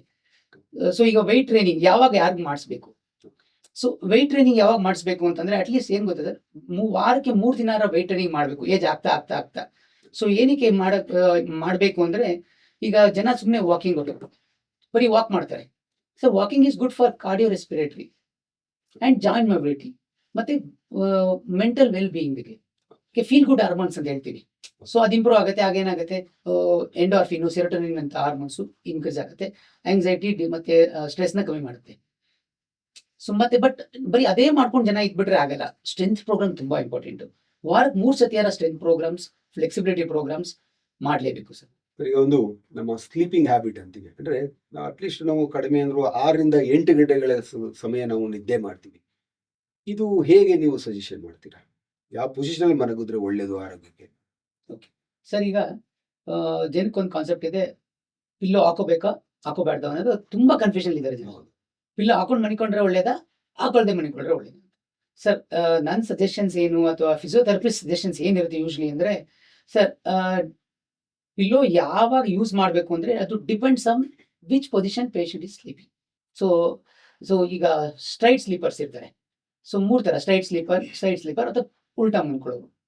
ಸೊ ಆನ್ ಸ್ಟಮಕ್ ಸ್ಲೀಪರ್ಸ್ ಇರ್ತಾರೆ. ಸೊ ಈಗ ಸ್ಟ್ರೈಟ್ ಸ್ಲೀಪ್ ಮಾಡೋರಿಗೆ ಅವ್ರಿಗೆ ಪಿಲ್ಲೋ ಅವಶ್ಯಕತೆ ಇರಲ್ಲ ಸರ್. ಯಾಕೆ ಪಿಲ್ಲೋ ಅವಶ್ಯಕತೆ ಇರಲ್ಲ ಅಂದ್ರೆ, ನೆಕ್ಕು ಮತ್ತೆ ಶೋಲ್ಡ್ರು ಒಂದೇ ಲೆವೆಲ್ ಇರುತ್ತೆ. ಸೊ ತುಂಬಾ ಹೊತ್ತು ಮಾತ್ರ ಮನ್ತೀವಿ, ಅಥವಾ 7 to 8 hours ಮನ್ದಾಗ ಸ್ವಲ್ಪ ಸ್ಟ್ರೈನ್ ಆಗ್ತಿದೆ ಅಂತಂದ್ರೆ ಬೇಕಾದ್ರೆ ಒಂದು small pillow, wedge pillow neck ಕೆಳಗಡೆ ಇಟ್ಕೊಂಡು ಮನ್ಕೋಬಹುದು ಸ್ಟ್ರೈಟ್ ಸ್ಲೀಪರ್ಸ್ಗೆ. ಅದೇ ಪ್ರೋನ್ ಸ್ಲೀಪರ್ಸ್ ಅಂತೀವಿ, ಉಲ್ಟಾ ಹೊಟ್ಟೆ ಮನ್ಗೋರ್ಗೆ ಪಿಲ್ಲೋ ಅವಶ್ಯಕತೆ ಇಲ್ಲ ಸರ್. ಪಿಲ್ಲೋ ಅವಶ್ಯಕತೆ ಇಲ್ಲ. ಯಾಕೆಂದ್ರೆ ನೀವು ಪಿಲ್ಲೋ ಹಾಕೊಂಡು ಮನಿಕೊಬಿಟ್ರೆ ನಿಮ್ ನೆಕ್ಕು ತಿರುಗಿ ಎಕ್ಸ್ಟೆನ್ಷನ್ ಕೊಟ್ಟೋಗ್ಬಿಡುತ್ತೆ. ಸೊ ನೀವು ನೆಟ್ಟಿಗೆ ಹಿಂಗೆ ಮಲಗಿದ್ರೆ ಓಕೆ, ಇದೇ ತರ. ಸೊ ಸೈಡ್ ತಿರುಗ್ಬಿಟ್ಟಾಗ್ಲೂ ನೆಕ್ ಎಕ್ಸ್ಟೆನ್ಷನ್ ಹೋಗುತ್ತೆ. ಆಗ ಕಂಟಿನ್ಯೂಸ್ ಸ್ಟ್ರೈನ್ ಆಗ್ತಾ ಇರುತ್ತೆ ಮಸಲ್ಸ್ಗೆ. ಎದ್ಮೇಲೆ ನೆಕ್ ಇಟ್ಕೊಂಡಿದೆ, ಕತ್ ನೋವುತ್ತಿದೆ ಅಂತ ಹೇಳ್ತಾರೆ. ಸೈಡ್ ಸ್ಲೀಪರ್ಸ್ಗೆ very important, they should use pillow use ಮಾಡೋದು. ಬಿಕಾಸ್ ಏನಕ್ಕೆ ಅಂತಾರೆ ಸರ್, ಒಂದ್ಸತಿ ಸೈಡ್ ಮನಿಕೊಂಡಾಗ ಶೋಲ್ಡರ್ಗೂ ಮತ್ತೆ ಇಯರ್ ಲೆವೆಲ್ಗೂ ತುಂಬಾ ಗ್ಯಾಪ್ ಡಿಫ್ರೆನ್ಸ್ ಆಗಿರುತ್ತೆ. ಸೊ ಯಾವಾಗ ಇಷ್ಟು ಗ್ಯಾಪ್ ಡಿಫ್ರೆನ್ಸ್ ನ ನೀವು ಅದೇ ತರ ಮನ್ಬಿಟ್ರೆ, ತುಂಬಾ ಹೊತ್ತು ಮನ್ದಾಗ ಒಂದ್ ಕಡೆ ಕಾಂಟ್ರಾಕ್ಚರ್ ಆಗುತ್ತೆ, ಒಂದ್ ಕಡೆ ಸ್ಟ್ರೆಚಸ್ ಆಗ್ತಾ ಶುರು ಆಗುತ್ತೆ. So it leads to lot of imbalance. So ಅವರು ಪಿಲ್ಲೋನ ಯೂಸ್ ಮಾಡೋದ್ರಿಂದ ಯಾವಾಗ್ಲೂ ನೆಕ್ ಮತ್ತೆ ಶೋಲ್ಡರ್ ನ್ಯೂಟ್ರಲ್ ಪೊಸಿಷನ್ ಇಟ್ಕೊಂಡ್ರೆ ತುಂಬಾ ಉತ್ತಮ. ಮತ್ತೊಂದು ಈ ಆರ್ಥರೈಟಿಸ್ ಅಂತ ಹೇಳ್ತೀವಿ, ಈ ಆರ್ಥರೈಟಿಸ್ಗೆ ಫಿಸಿಯೋಥೆರಪಿಲಿ ಔಷಧಿ ಇದೆಯಾ? ಹ್ಞೂ ಸರ್. ಈಗ ಆರ್ಥರೈಟಿಸ್ ಬಂದಾಗ ಈಗ ಡಿಪೆಂಡ್ಸ್ ಯಾವ ಸ್ಟೇಜ್ ಆಫ್ ಆರ್ಥರೈಟಿಸ್ ಅಲ್ಲಿ ಇದ್ದಾರೆ. ಈಗ ಪೇಷಂಟ್ ಏನ್ ತೊಂದರೆ ಇದೆ, ಈಗ ಪೇನ್ಗೆ ಆರ್ಥರೈಟಿಸ್ ಅಲ್ಲಿ ಪೇನ್ ತುಂಬಾ ಜಾಸ್ತಿ ಇದೆಯಾ, ಮೂವ್ಮೆಂಟ್ ಡಿಫಿಕಲ್ಟೀಸ್ ಇದೆಯಾ, ಅಥವಾ ದಿನನಿತ್ಯ ಮಾಡೋ ಕೆಲಸ ಡಿಫಿಕಲ್ಟೀಸ್ ಇದೆಯಾ, ಸೊ ಮಸಲ್ ವೀಕ್ನೆಸ್ ಆಗಿದೆಯಾ. ಸೊ ಇವಾಗ ಪೇನ್ ಕಮ್ಮಿ ಇದ್ರೆ, ಪೇನ್ ತುಂಬಾ ಜಾಸ್ತಿ ಇದ್ರೆ ಪೇಷಂಟ್ಸ್ಗೆ ನಾವು ಪೇನ್ ಮಾಡಾಲಿಟಿಸ್ ಅಂತ ಹೇಳ್ತೀವಿ ನಮ್ಮಲ್ಲಿ.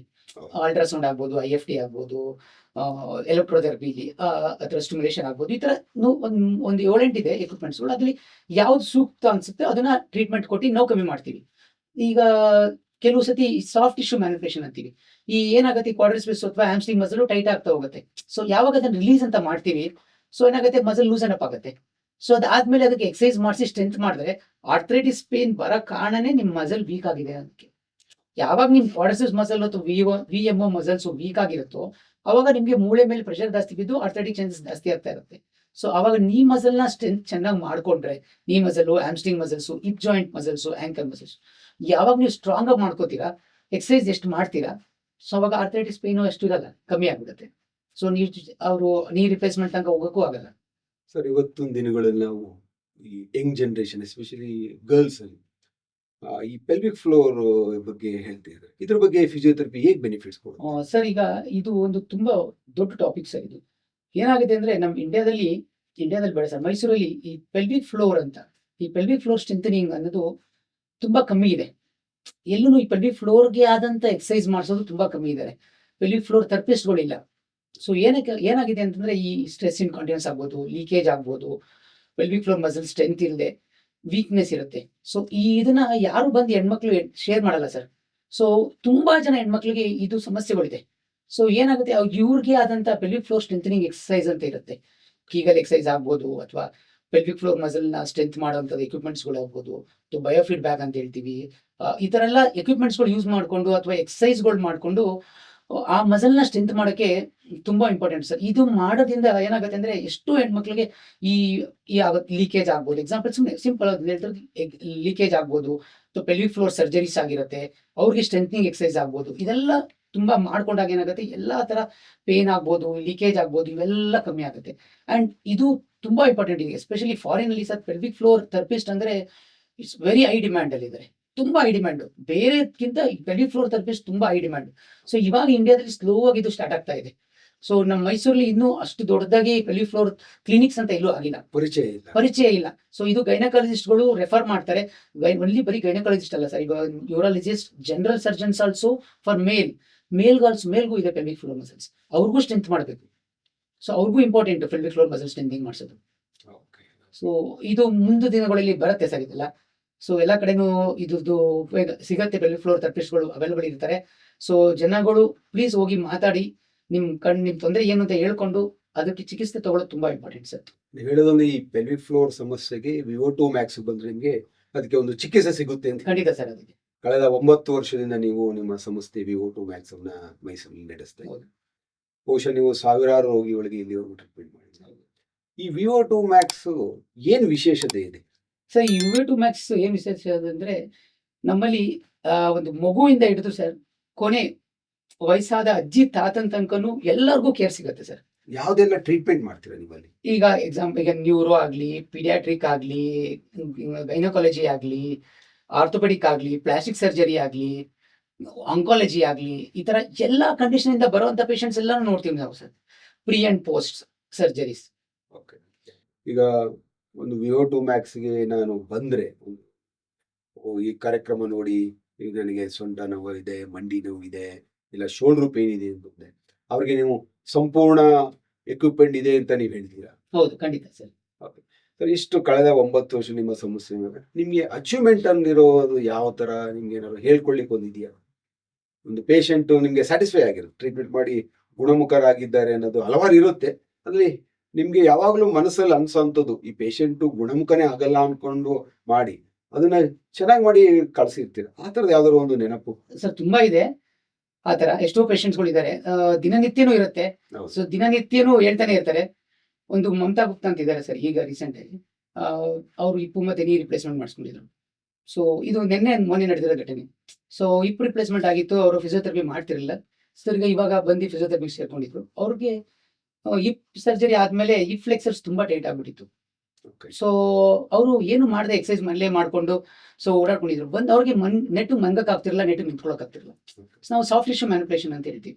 ಸೊ ಅದರಲ್ಲಿ ಮಾಡಿ ಹಿಪ್ ಫ್ಲೆಕ್ಸರ್ಸ್ ಎಲ್ಲಾನು ರಿಲೀಸ್ ಮಾಡಿ, ಗ್ಲೂಟ್ಸ್ ಸ್ವಲ್ಪ ಮಸಲ್ಸ್ ರಿಲೀಸ್ ಮಾಡಾದ್ಮೇಲೆ ವಿತಿನ್ 5 ಸೆಕೆಂಡ್ ಸರ್, 5 ನಿಮಿಷದಿಂದ 10 ನಿಮಿಷದಲ್ಲಿ ಪೇಷಂಟು ಎದ್ದು ನಿಂತ್ಕೊಂಡು ನೆಟ್ಟು ನಿಂತ್ಕೊಂಡು ಆರಾಮ್ ನಡೆದು ಅವತ್ತು ಫುಲ್ ತುಂಬಾ ಚೆನ್ನಾಗಿ ನಿದ್ದೆ ಮಾಡಿದೆ ಅಂತ ಬಂದು ಹೇಳಿದ್ರು. ಸೊ ಅದೊಂದು ತುಂಬಾ ಖುಷಿಯಾದ ವಿಷಯ. ಮತ್ತೆ ಇನ್ನೊಂದು ಡ್ರೈ ನೀಡ್ಲಿಂಗ್ ಅಂತ ಮಾಡ್ತೀವಿ ಸರ್. ಇಲ್ಲಿ ನಮ್ಮ ಮೈಸೂರಲ್ಲಿ ತುಂಬಾ ಯೋಗ ಪ್ರಾಕ್ಟೀಷನರ್ಸ್ ತುಂಬಾ ಇದ್ದಾರೆ. ಸೊ ಇವರೆಲ್ಲ ಇಂಟೆನ್ಸ್ ಯೋಗ ಮಾಡಿ ಮಾಡಿ ಮಸಲ್ಸ್ ಎಲ್ಲ ಕ್ಯಾಚ್ ಆಗ್ತಾ ಇರುತ್ತೆ, ಟೈಟ್ ಆಗ್ತಾ ಇರುತ್ತೆ, ಬರ್ತಿರ್ತಾರೆ. ಇದು ಒಂದು 3 ದಿನದಿಂದ ನಡೀತಿರೋದೆ. ಸೊ ಅವರು ಒಂದು ಇಪ್ಪೇನ್ ಅಂತ ಬಂದ್ರು ಸರ್. ಸೊ ಇಪ್ಪೇನ್ ಅಂತ ಬಂದ್ರು, ಆಗ ನಾವು ಡ್ರೈ ನೀಡ್ಲಿಂಗ್ ಅಂತ ಮಾಡ್ತೀವಿ. ಸೊ ಆ ಮಸಲ್ನ ಯಾವ ಮಸಲ್ ಇಟ್ಕೊಂಡಿದೆ ಅಂತ ಕರೆಕ್ಟಾಗಿ ಅಸೆಸ್ ಮಾಡಿ ಆ ಮಸಲ್ ಡ್ರೈ ನೀಡ್ಲಿಂಗ್ ಮಾಡಿದ್ದು. ಮಾಡಿ ಸೆಕೆಂಡಲ್ಲಿ ಸರ್ 2 ಸೆಕೆಂಡ್ 3 ಸೆಕೆಂಡಲ್ಲಿ ಡ್ರೈ ನೀಡ್ ಮುಗೀತದೆ. ಮಾಡಿ ಮುಗಿದು 3-4 ನಿಮಿಷದಲ್ಲಿ ಪೇನೇ ಇಲ್ಲ. ಎಲ್ಲ ಮೂವ್ಮೆಂಟ್ ಮಾಡಿದ್ರು ಪೇನ್ ಬೆಟರ್. ಅವ್ರು ಆ ಪೇಷಂಟ್ ಮುಖ ನೋಡೋಕೆ ಖುಷಿ ಆಗುತ್ತೆ. ಏನ್ ಹ್ಯಾಪಿನೆಸ್. ಈಗ ಒಂದು ಪೇಷಂಟ್ ಇಂದ ಸರ್ ದಿನಕ್ಕೆ 5ರಿಂದ 10 ಯೋಗ ಪೇಷಂಟ್ಸ್ ಬರ್ತಾರೆ ಫಾರಿನ್ ಹತ್ರ. ಸೊ ಅದೆಲ್ಲ ನೋಡಕ್ ತುಂಬಾ ಕೇಳಕ್ಕೂ ಖುಷಿ ಆಗುತ್ತೆ, ಅದು ಕೆಲಸ ಮಾಡಕ್ ತುಂಬಾ ಖುಷಿ ಆಗುತ್ತೆ. ಅದೊಂಥರ ತುಂಬಾ ಸ್ಫೂರ್ತಿ ಬರುತ್ತೆ ಸರ್. Satisfaction. ತುಂಬಾ ಸ್ಯಾಟಿಸ್ಫ್ಯಾಕ್ಷನ್. ಈ ತರ ಇನ್ನೂ ಜಾಸ್ತಿ ಮಾಡ್ಬೇಕು ಅಂತ ಅಂದಾಗ ಸರ್ ಆಸ್ ಎ ಫಿಸಿಯೋಥೆರಪಿಸ್ಟ್ ನಮ್ಮ ವೀಕ್ಷಕರಿಗೆ ಏನ್ suggestion? So sir, exercise is very important. Movement is health. So consistent is A cure. ಅದನ್ನ ಕನ್ಸಿಸ್ಟೆಂಟ್ ನಡ್ಸ್ಕೊಂಡು ಹೋಗೋದಕ್ಕೂ ಸರ್ ಏನಾಗುತ್ತೆ ಅಂದ್ರೆ, ನಾವು ಕಾರ್ನ ಹೆಂಗೆ ಪ್ರಿವೆಂಟ್ ಮಾಡ್ತೀವಿ, ಏನೋ ಡ್ಯಾಮೇಜ್ ಆಗದಂಗೆ ನೋಡ್ಕೋತೀವಿ, ಮನೇನೂ ಏನೋ ಡ್ಯಾಮೇಜ್ ಆಗದಂಗೆ ನೋಡ್ಕೋತೀವಿ, ಹಂಗೆ ನಮ್ಮ ಹ್ಯೂಮನ್ ಬೀಯಿಂಗ್ ನಮ್ಮ ಬಾಡಿನೂ ನಾವು ಹಂಗೆ ನೋಡ್ಕೋಬೇಕು. ಒಂಚೂರು ಏನಾರ ನೋವು ಬಂದಿದೆ ಅಂದ್ರೆ ನೆಗ್ಲೆಕ್ಟ್ ಮಾಡಬೇಡಿ, ತುಂಬಾ ಜಾಸ್ತಿ ಆಗತ್ತೆ. ಇಂಕ ಅರ್ಲಿ ಸ್ಟೇಜಲ್ಲೇ ಬಂದು ತೋರಿಸ್ಕೊಂಡು ಅದನ್ನ ಕಮ್ಮಿ ಮಾಡ್ಕೊಳ್ಳಿ.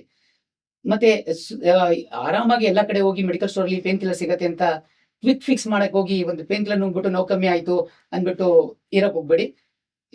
ಎಷ್ಟು ಅರ್ಲಿ ಆಸ್ಪತ್ರೆಗೆ ಹೋಗಿ ರೀಚ್ ಆಗಿ ತೋರಿಸ್ಕೋತೀರೋ ಅಷ್ಟು ಒಳ್ಳೇದು sir. So regular exercise very important. Strength training ತುಂಬಾ ಇಂಪಾರ್ಟೆಂಟ್ ಹ್ಯೂಮನ್ ಬೀಯಿಂಗ್. ಅಟ್ಲೀಸ್ಟ್ ಆಗದೇ ಇಲ್ಲ ಅಂದ್ರೆ ವಾರಕ್ಕೆ 3 ಸತಿಯಾರ ಸ್ಟ್ರೆಂತ್ ಟ್ರೈನಿಂಗ್ ಮಾಡಲೇಬೇಕು. ವೀಕ್ಷಕರೇ, ಡಾಕ್ಟರ್ ಪ್ರದೀಪ್ ಅವರು ಹೇಳಿದಾಗೆ ಎಲ್ಲ ನೋವಿಗೂ ಮಾತ್ರನೇ ಔಷಧಿ ಅಲ್ಲ.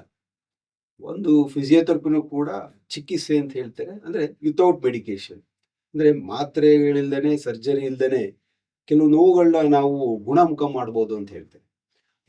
ಹಾಗೆ sir, come to professional service ಆದಮೇಲೆ ಈಗ ನಿಮ್ಮ ವೈಯಕ್ತಿಕವಾದ ಬದುಕು ಅಂತಿರುತ್ತೆ. ಬಹುಶಃ ಫಿಸಿಯೋಥೆರಪಿಸ್ಟ್ ಅಂದ್ರೆ ನಿಮ್ಮ ಬೆಳಗ್ಗೆಯಿಂದ ರಾತ್ರಿವರೆಗೂ ಇದು ಮಾಡ್ತೀವಿ. ನೀವು ಬಿಡುವಿನ ವೇಳೆನ ಹೇಗೆ ಕಳಿತೀರಾ? ಬಿಡುವಿನ ವೇಳೆ ಅಂತ ಇಲ್ಲ ಸರ್. ಬೆಳಗ್ಗೆ 5:30ಗೆ ಶುರು ಆದ್ರೆ ರಾತ್ರಿ 10:30 ತನಕನೂ ಕೆಲಸ ಕಂಟಿನ್ಯೂಸ್ ನಡೀತಾ ಇರುತ್ತೆ. ಸೊ ಅದರಲ್ಲಿ ಐ ಮೇಕ್ ಶೋರ್ ನಾನು ಫಿಟ್ನೆಸ್ ತುಂಬಾ ಇಂಟ್ರೆಸ್ಟ್. ನನಗೆ ಫಿಟ್ನೆಸ್ ಮಾಡಲೇಬೇಕು. ನಾನು ಎಷ್ಟೇ ಕಮ್ಮಿ ನಿದ್ದೆ ಮಾಡಿದ್ರು ಬೆಳಗ್ಗೆ ಎದ್ದು 5:30 ನಾನು ಜಿಮ್ ಬರಲೇಬೇಕು, ಜಿಮ್ ಎಕ್ಸಸೈಸ್ ಮಾಡಲೇಬೇಕು, ಫಿಟ್ನೆಸ್ ಮಾಡಲೇಬೇಕು. ಸೊ ಹಂಗೆ ಮತ್ತೆ ಪ್ರಾಪರ್ ನ್ಯೂಟ್ರಿಷನ್ ಫುಡ್ ತಿನ್ನೋದು ನನ್ನ ಅಭ್ಯಾಸ ನನಗೆ. ಸೊ ಬಿಕಾಸ್ ನನಗೆ ಅದು ತುಂಬಾ ಖುಷಿ ಕೊಡುವಂಥ ವಿಷಯ. ನಾನು ಎಕ್ಸಸೈಸ್ ಮಾಡಿಲ್ಲ, ನಾನು ಪ್ರಾಪರ್ ನ್ಯೂಟ್ರಿಷನ್ ತಿಂದಿಲ್ಲ ಅಂದ್ರೆ ನನಗೆ ಅದು ಒಂದಿನ ಅವತ್ತು ಆಗಿದೆ ಸರಿಗೆ ಅಂತ ಅನ್ಸೋದೇ ಇಲ್ಲ.